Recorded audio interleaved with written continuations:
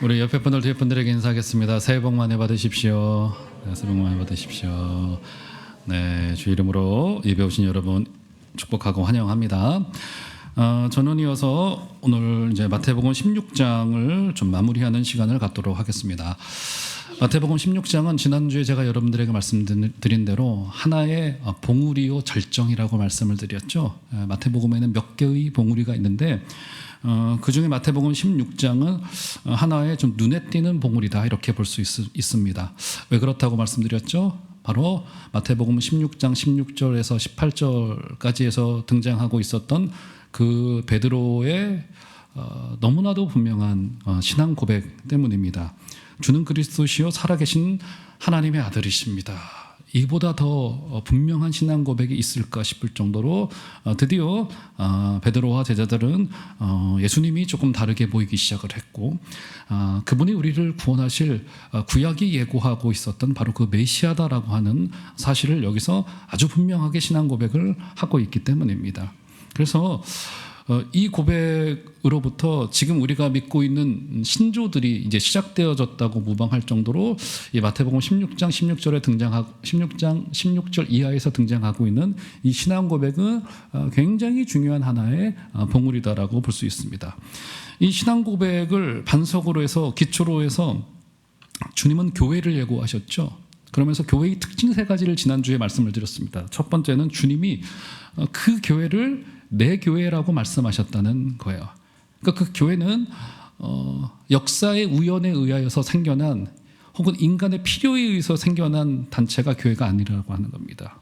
그러니까 세상의 모든 단체들은 역사의 우연에 의해서 생겨났거나 아니면 인간의 필요에 의하여서 모든 인간의 공동체를 만듭니다. 뭐 기업은 말할 것도 없고요. 모든 사람들이 모이고 있는 공동체는 다 그렇게 의하여서 만들어져서 역사 속에서 소멸되기도 하고 다시 생성되기도 하고 사라지기도 하고 영구히 소멸되기도 하고 지나간 제국들의 역사를 바라보더라도 전부 다 소멸되고 말았죠. 하지만 기독교는 2000년의 역사 동안에 사라지지 않고 지금까지 오고 있습니다. 그 이유가 뭐죠? 바로 주님께서 세우신 이 교회는 주님이 그 의도와 목적을 가지고 세우신 바로 주님의 교회이기 때문에 그래서 주님은 내가 내 교회를 세우시겠다고 말씀드렸고요. 주님이 약속을 한 가지를 하셨죠. 약속이 뭡니까? 음부의 권세가 음부의 문들이라고 하는 뜻이라고 말씀드렸죠. 즉 죽음의 문들이 우리를 이기지 못하리라. 얼마나 멋있는 말씀입니까? 교회가 영원히 승리하게 될 것이다. 그러니까 지금 여기 앉아 계신 교회들인 저와 여러분들이 주님의 꿈인 거예요. 그러니까 지난주 우리 주님께서는 바로 이 내가 내 교회를 세우리라라고 하는 그 말씀을 기초로 하여서 주님은 어떻게 보면 마태복음에서 그 첫 번째로 아주 구체적으로 자신의 꿈을 주님께서 드러내고 말씀하신 겁니다. 그 꿈이 무엇이었냐면 내가 내 교회를 세우리라. 그러니까 고난과 죽음과 그 부활을 통하여서 주님은 교회를 세우기를 원하셨다는 거예요. 그러니까 우리가 주님의 꿈의 열매인 거예요. 얼마나 우리의 입장이 대단한 입장인지 모르는 거란 말이에요. 그러면서 주님의 꿈이었던 그 교회에게 주님께서 천국 열쇠를 주겠다고 말합니다. 열쇠는 권세를 상징하잖아요. 그러니까 교회가 믿고 있는 그 길을 걸어가는 대로 우리가 믿고 있는 바를 선포하는 그대로 생명을 얻기도 하고 생명을 얻지 못하게도 한다라고 하니까 우리가 듣고 있고 우리가 소유하고 있는 이 하나님의 말씀이라고 하는 것이 얼마나 중요한지를 모르는 거예요. 그죠? 제가 지난주 그 스펄전이 회개했던 그 스펄전의 회심에 대해서 말씀드렸잖아요. 그죠? 그 말씀 한마디를 듣고서 한 사람이 뒤집어지는 한 사람이 일어나서 시대의 등불을 드는 역할을 감당했던 것을 볼 수 있단 말이에요. 그러니까 천국 열쇠를 우리에게 맡겼다라고 하는 것이 이 교회가 가지고 있는 말씀의 선포의 사역이 얼마나 중요한지를 알 수 있는 대목인 거란 말이에요. 그러니까 16장은 일종의 대전환이라고 이제 볼 수 있을 것 같아요. 이 베드로의 신앙 고백 위에 우리 주님께서는 당신의 꿈을 구체적으로 밝히셨고 그리고 이때로부터 이제 오늘 본문도 그렇고 이제 다음 주부터 등장하게 될 마태복음 17장 이하로부터는 우리 주님께서 이제 종반부 사역으로 주님께서 다다르시면서 이 마태복음 16장 이하로부터는 주님의 사역에서 두 가지의 특징이 구체적으로 드러나게 됩니다. 첫 번째가 무엇이냐면 이제부터 보다 더 분명하게 우리 주님께서는 당신의 고난과 죽음과 부활을 주님께서 말씀하세요. 그 길을 향하여서 가시겠다라고 하는 것이 아주 구체적으로 드러나게 되고, 다음 주 변화산 사건에서도 그게 드러나게 된단 말이에요. 그죠? 그 다음 주에 볼 거예요. 첫 번째 특징이 이제 이 고난을 향하여 우리 주님께서 이제 걸어가고 계시는 거구나 라는 것을 마태복음이 아주 굉장히 의도적으로 드러내고 있다는 첫 번째 특징이 있고요.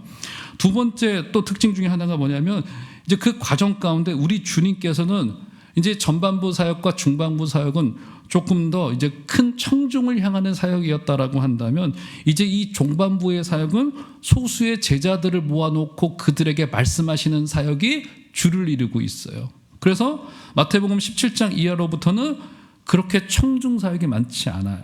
대중 사역이 많지 않습니다. 뭐 5병이어나 7병이어처럼 뭐 수백 명, 수천 명을 모아놓고 하는 사역이 많지 않고, 이제 주님의 사역의 방향 전환이 이루어지고 있는데, 이제 아주 굉장히 이 중요한 내용이니까 이것을 이 제자들에게 먼저 알리고 준비해야 되겠다라고 하는 결심을 가지고 우리 주님께서는 소수의 제자들에게 아주 순도 높은 복음의 진리를 전하기 시작하였다는 것이 이 마태복음 후반부의 굉장히 중요한 두 번째 특징인 거란 말이에요. 그래서 오늘 본문도 마찬가지입니다. 바로 대전환점이 이루어지고 있었던 이 와중에 주님이 베드로의 신앙 고백을 들었고, 신앙 고백을 듣고 당신의 꿈을 분명하게 밝히신 뒤로부터 있었던 오늘 해프닝 한 가지를 좀 여기에 기록을 해놓고, 이 해프닝을 기초로 하여서 우리 주님께서는 이 십자가의 길을 걸어간다는 것이 무엇인지를 우리에게 밝혀놓고 있는데요. 자, 보겠습니다. 이 신앙 고백이 이 대전환점이 이루어지고 있는 중요한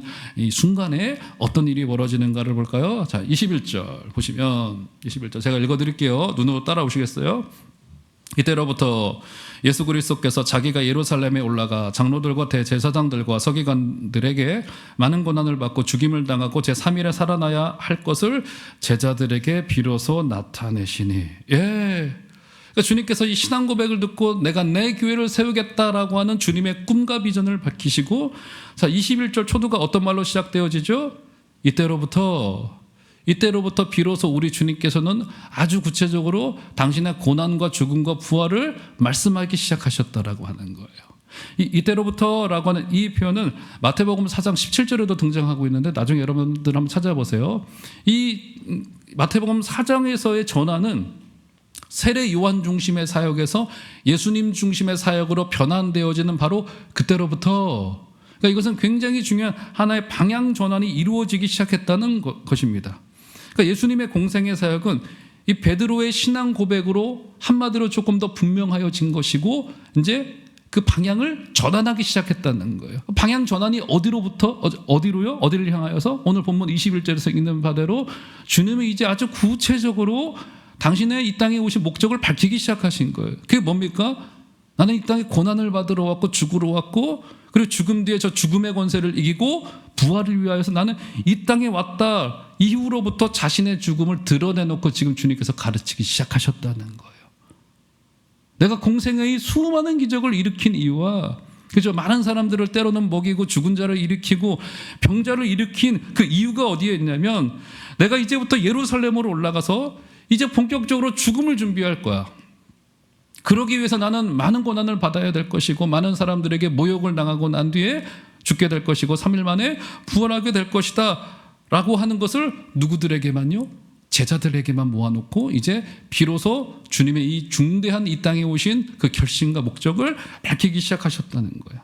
오늘 보면 21절에서 등장하고 있는 말에 이제 우리말 성경에도 그게 드러나고는 있지만, 굉장히 아주 비장하게 비로소 제자들에게 나타내셨다라고 말합니다. 이것은 영어로 표현을 하자면 must입니다. 나는 반드시 그래야만 된다라고 하는 굉장히 강한 어조의 가르침이신 거예요.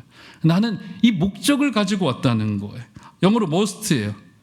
그러니까 베드로의 신앙 고백이 제자 가운데 있었어요. 그리고 주님은 제자들에게 자신의 꿈인 교회를 선포하셨어요. 교회가 승리할 것도 더불어 말씀하셨습니다. 근데 그때로부터 이제 주님은 아주 구체적으로 자신의 고난과 죽음을 말씀하세요. 무슨 말씀입니까? 교회의 승리를 얻기 위하여서는 반드시 이 고난과 죽음의 과정을 반드시 거쳐야만 된다는 듯이 주님께서 말씀하기 시작하셨다는 거예요. 나는 그 길을 가야만 된다는 거예요. 주님께서는. 이 교회가 걸어가야 될 십자가의 길이요 제자도의 길이 바로 이 고난과 죽음이 있지 않고는 절대로 순도 높은 그 길을 걸어갈 수 없다고 주님께서는 말씀하신 거란 말이에요.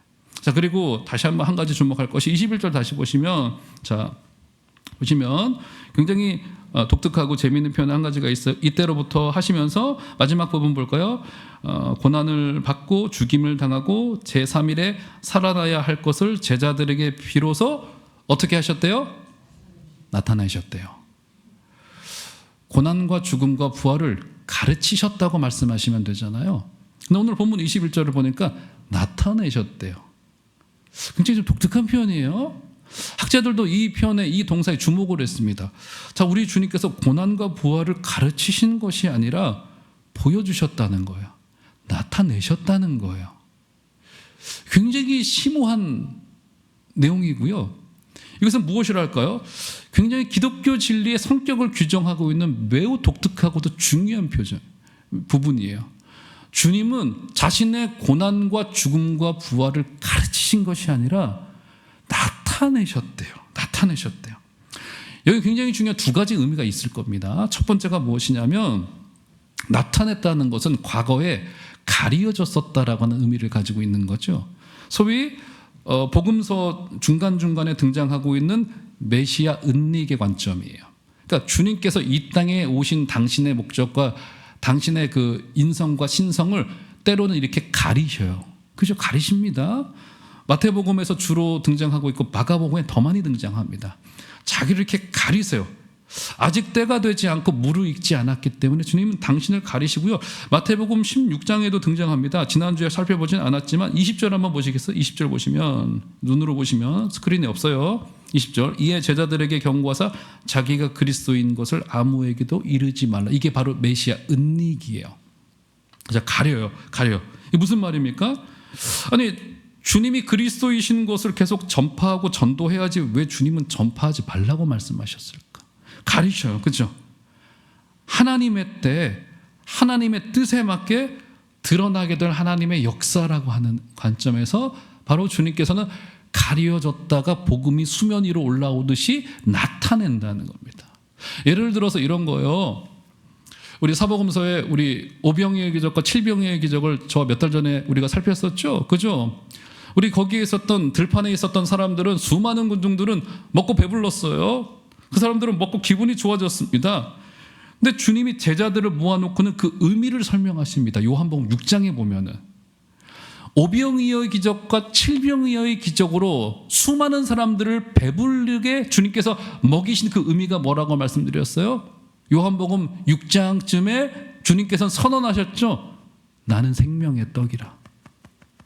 떡이 찢겨져서 백성들에게 나누어지듯이 나는 죽으러 왔노라. 나는 내 몸을 찢어서 사람들에게 생명의 떡을 먹이러 왔노라. 그들을 배부르게 하기 위하여 이 땅에 왔노라 라고 하는 굉장히 중요한 말씀을 주님께서는 오병이어의 기적의 자리에서 말씀하지 못하시고 이제 제자들에게 그것을 보여주시고 나타내시고 드러내셨다. 첫 번째, 나타냈다라고 하는 것이 그런 의미인 거고요. 두 번째, 나타냈다라고 하는 것은 왜 가르치지 않고 보여주셨다, 나타내셨다라고 말씀하셨던 걸까요? 주님의 가르침은요, 오늘 본문에 이제 결론쯤에도 그 이야기를 이제 해야만 될 것 같은데, 우리 기독교의 가르침, 주님의 가르침은 언제나 주님의 삶과 동반하여 드러나게 된다는 겁니다. 주님은 죽음과 부활을 가르치신 게 아니었어요. 어떻게 하셨다고요? 보여주셨어요. 이게 기독교 진리의 위대함이에요. 그리고 또한 기독교 진리에 우리가 믿고 있는 바 이 신앙에 능력이 있고 더불어 사명이 있을 수 있는 이유가 여기에 있는 거예요.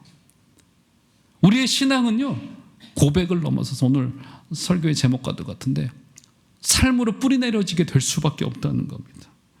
저 같은 목사에게는 굉장히 부담인 말씀인 거예요. 가르침에서 멈춰서지 않고 진리는 우리의 현실로 뿌리내려지게 되어지고, 그래서 우리 주님께서도 마태복음 7장인가요? 거기서 어떤 말씀하셨습니까? 너희들의 열매로 알리라. 삶으로 뿌리내려지고 긴 호흡 속에서는 이것이 어떻게 된다고요? 열매로 드러나게 된다. 열매로 드러나게. 굉장한 소망의 말씀이면서 사실상 굉장히 우리에게 때로는 무서운 현장일 수가 있다는 거예요.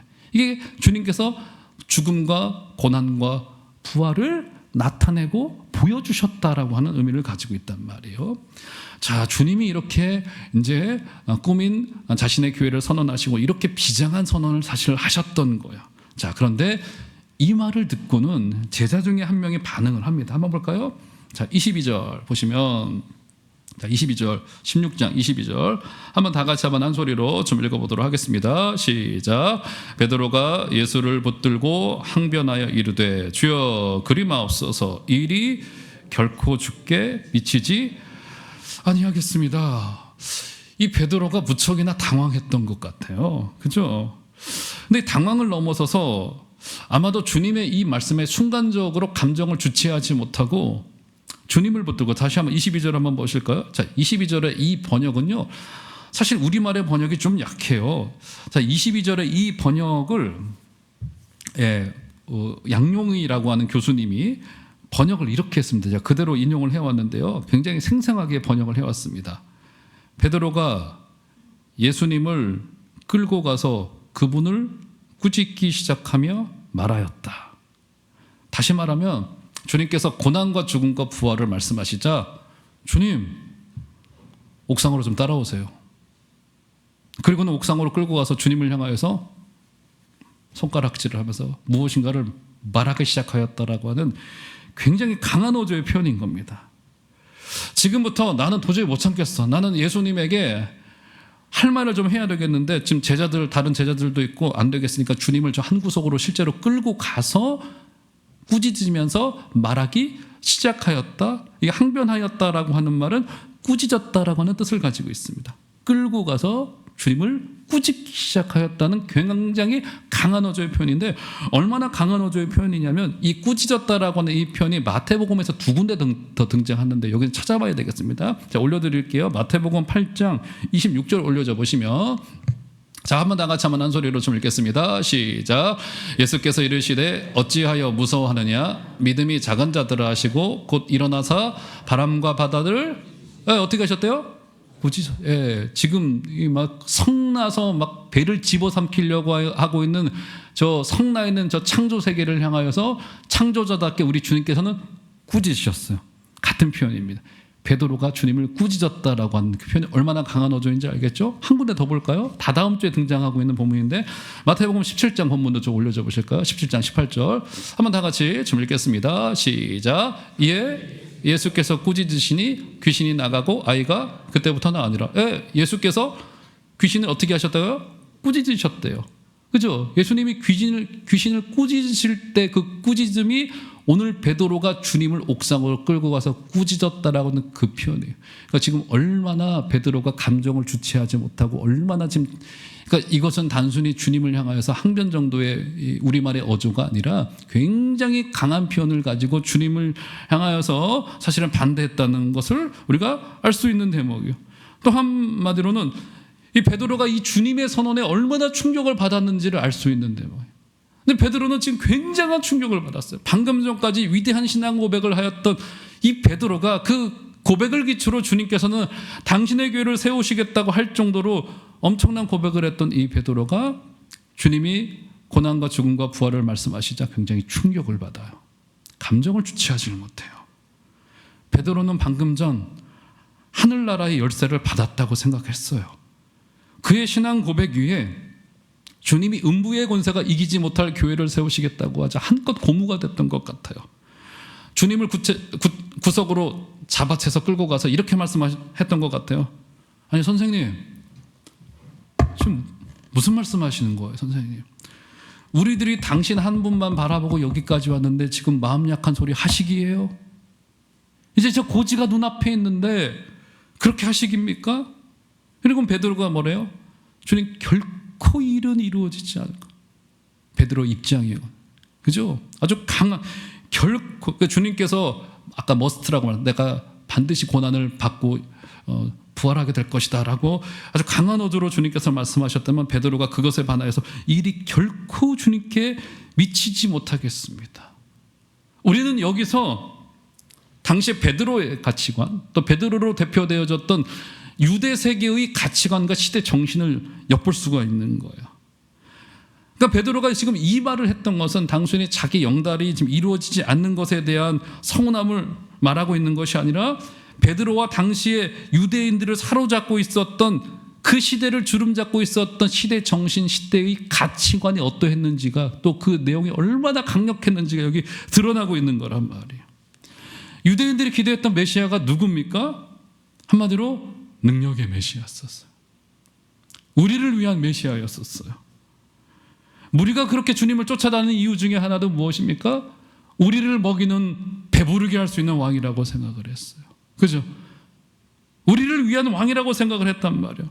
게다가 주님이 간간히 보여주신 기적의 사건이 그들에게 잘못된 정보를 제공했던 것 같아요. 근데 2년 정도 지나서 이제 본격적으로 예루살렘에 올라가서 주님께서 이제 당신의 목적을 이루려고 할 때 주님이 너무나도 뜬금없는 말씀을 하시는 거야. 나는 고난을 받고 나는 죽임을 당하게 될 것이다. 아니, 무슨 말씀이세요? 저기 가서 예루살렘을 정복을 하고 예루살렘을 지배하고 있었던 저 로마도 무너뜨리고 우리가 이 시대를 주름잡고, 그죠? 온 땅에, 이 온 지구의 왕이 되어야지 오를 텐데 주님이 왜 마음 약한 소리를 하고 계십니까? 우리가 다 이긴다고 말씀하셨잖아요. 그죠? 이게 참 중요하고도 어려운 신앙의 영역이에요. 참 주님이 우리의 뜻대로 해주시면 좋을 텐데, 제가 생각할 때는 이게 주님이 이 정도 해주셔도 괜찮을 것 같은데 주님이 안 그러신단 말이에요. 그런 경우가 있단 말이에요. 내가 생각할 때 주님이 이렇게 해주시면은 내가 더 잘할 수 있을 것 같은데, 주님이 이런저런 일을 하셔야만 될 것 같은데 주님이 안 하신단 말이에요. 그리고 만약에 이 생각이 이 시대의 정신과 이 시대의 가치관과 맞물려서 돌아가게 된다? 그때는 무섭게 신앙이 왜곡될 경우들이 일어나게 된단 말이에요. 그렇죠? 그런 경우들이 분명히 있는, 우리는 분명히 고백하는 겁니다. 하나님은 옳은 일을 하시는 분이 아니라 하나님이 하시는 그 일이 옳아요. 여기에 대한 우리의 분명한 인정이 있어야 돼요. 하나님은 내가 생각하기에 막 옳은 일을 하셔야 될 것 같아요. 아니요, 그렇지 않아요. 그분이 하시는 일이 옳은 거예요. 우리는 그 신앙 고백을 가지고 그분과 우리는 인격으로 교제하면서 들어가는 거란 말이에요. 할렐루야. 사랑하는 우리 귀한 성도 여러분, 우리 주님이 하시는 그 일이 옳습니다. 그 일은 우리가 이해가 될 수도 있고 이해가 되지 않을 수도 있고, 세상적으로 시대의 정신과 비추어서 생각해 볼 때 나에게 유익이 될 수도 있고 그렇지 않을 수도 있어요. 하지만 그분이 하시는 일이 진짜로 옳습니다. 그런 주님의 주권에 대한 인정이 있기를 주 이름으로 축원드립니다. 그죠?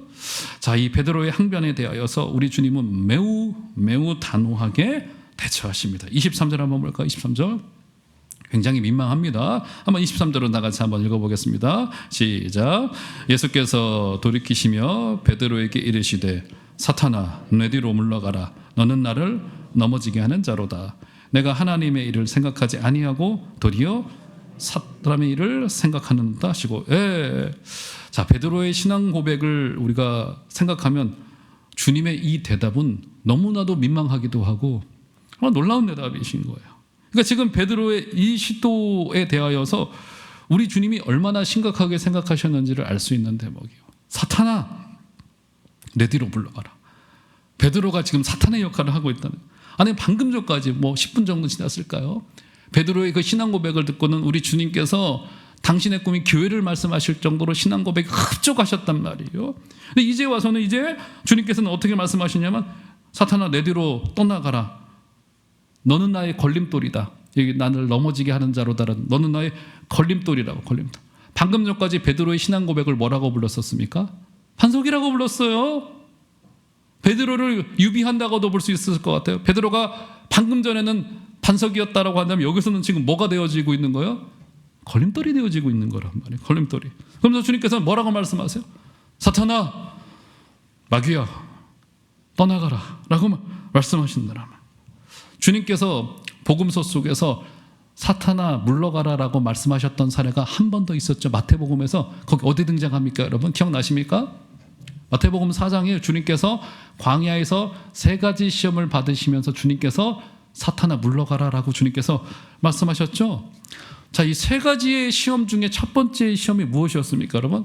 첫 번째 시험이 뭐였어요, 여러분? 마태복음 4장에 보면은 돌을 떡덩이가 되게 하라고 하는 것이 주님에게는 시험으로 다가왔어요. 주님께서 그 세 가지의 시험을 겪으시고는 마귀야, 사탄아, 떠나가라, 물러가라. 이 돌을 떡이 되게 만들어봐라. 이 광야에 저기 널브러져 있는 돌들을 전부 다 떡으로 만들어서 백성들에게 나누어 주면 위대한 왕이 될 것이고 당신이 위대한 하나님의 아들이라고 하는 것이 더 증언되지 않겠습니까? 라고 하는 굉장히 달콤한 말씀이었단 말이에요. 자, 그러면 이 시험, 오늘 본문의 시험도 마찬가지인데요. 주님에게 이 광야에서의 이 시험이 왜 시험일 수 있었을까요? 이 광야에서의 시험에는요, 굉장히 중요한 두 가지의 의미를 가지고 있습니다. 첫 번째가 무엇이냐면 돌이 떡이 되게 해보라라고 하는 이 도전과 시험은 만약에 그 시험이 저 우상년에게 마귀가 저에게 다가와서 돌을 떡이 되게 해보세요 라고 저에게 말하였다고 한다면 그게 저에게 시험입니까? 시험이지 않습니까? 시험이지 않아요? 그것은 저에게 시험이 아니에요. 왜요? 저는 할 수 없으니까. 첫 번째 굉장히 중요한 사람이 시험 받는 속성이 뭔지 아세요? 시험은 늘 할 수 있을 때 그게 우리에게 시험이 됩니다. 굉장히 교묘해요. 마귀는 우리에게 할 수 있는 일로 다가옵니다. 그죠? 시험은 할 수 있으니까. 나에게 능력이 있으니까. 심지어 사람의 진정성도 활용합니다. 나는 진정성이 있었는데 왜 그러는 거야? 부르르 떨어요. 제가 몇 달 전이에요. 저도 마귀란 얘기를 들었습니다. 몇 달 전에요. 진짜입니다. 제가 우리 교회 7년 됐잖아요. 만 7년. 벌써 이제 올해 9년 차입니다. 제가 우리 교회 온 지. 대단하죠? 내년 되면 10년 차예요. 세월이 훅 지나. 물론 우리 교회는 뭐 10년이면 뭐 아주 짧은 세월인데 만 7년이 지나고 이제 횟수로 8, 9년 차 되다 보니까 주위에서 저한테 몇몇 성도님들이나 어떤 분들이 목사님 이제 그렇게 제가 눈치 보나 봐요. 눈치 안 보는데 여러분 저는 사람의 눈치를 안 보고 사는 사람인데 제가 눈치 본다고 보이나 봐요. 목사님 그렇게 너무 한마디로 소심하게 목회하지 마시고 눈치 보지 마시고 이제 만 7년 지났으니까 하고 싶은 거 다 하세요. 이제 목사님 그 좋은 꿈 우리 종암제일교회와 함께 이렇게 목회적인 꿈을 이루셔야 되지 않겠습니까? 이렇게 저에게 말씀하시는 몇 분이 계셨어요. 작년, 재작년, 올해는 못 어쨌든 있었습니다. 제 듣기 좋으라고 격려하라고 하신 말씀으로 저는 그냥 은혜로 받았습니다. 그래서 자꾸 생각이 나더라고요, 그 말이. 그래가지고 작년 연말에 오랜만에 스승님을 찾아가서 두런두런 이런 이야기 나누다가 제가 그 이야기를 했습니다. 목사님, 어떤 성도님이 저한테 그렇게 말씀을 하시더라고요. 그때는 뭐라는지 아세요? 그거 마귀의 음성이야? 그랬어요. 네 마음속에 들려오는. 성도님을 존중해야지 어떻게 네 마음대로 목회를 해? 어떻게 네가 하고 싶은 걸 해? 마귀란 얘기를 들었어요. 그죠? 할 수 있는 일이 시험이에요. 시험은 그렇게 찾아옵니다. 늘 할 수 있을 때. 사람의 진정성을 이라고 하는 잘못된 통로를 향하여서 우리의 열심이라고 하는 이름으로. 아니에요. 우리는 주님이 일으키시는 파도에 그저 우리의 보드를 올리는 것 뿐인 거란 말이에요. 이 시험의 첫 번째 속성은 할 수 있을 때 다가오는 것이고요. 두 번째, 이 시험에는 그것보다 훨씬 더 중요한 신학적인 도전 한 가지가 있었죠. 왜 사탄이 돌을 떡으로 만들라고 말씀하셨을까요? 주님은 충분히 하실 수 있었어요. 뭐 이것은 주님에게 껌도 아닙니다. 그렇죠? 그죠? 오직 하나님만 하실 수 있는 일이에요. 마귀의 의도가 무엇이었을까요?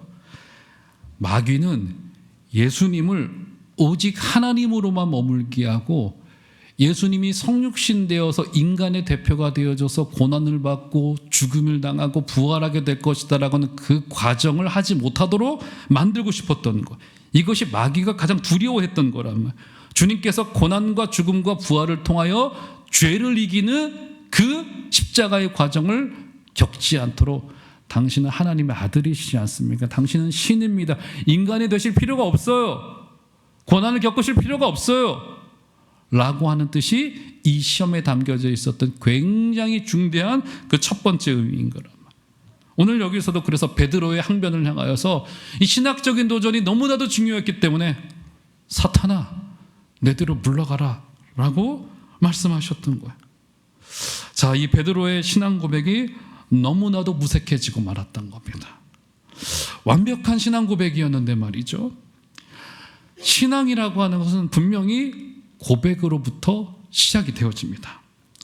하지만 우리가 믿고 있는 기독교 진리는 신앙 고백으로 시작은 되지만 완성되지 않고 결국 신앙은 고백에서 시작되어져야 되지만 삶에서 드러나게 되어져 있다는 거예요. 그래서 오늘 본문 24절 볼까요? 그래서 주님께서는 고난과 죽음과 부활을 가르치시면서 24절에서 십자가에도 제자도 십자가의 길을 가르치세요. 한번 볼까요? 24절 한번 다 같이 한번 굉장히 중요합니다. 한번 한 소리로 좀 읽어보겠습니다. 시작. 예수께서 제자들에게 이르시되 누구든지 나를 따라오려거든 자기를 부인하고 자기 십자가를 지고 나를 따를 것이니라. 베드로의 이 항변 사건을 자연스럽게 우리 주님께서는 제자도를 가르치시는 계기로 연결시키세요.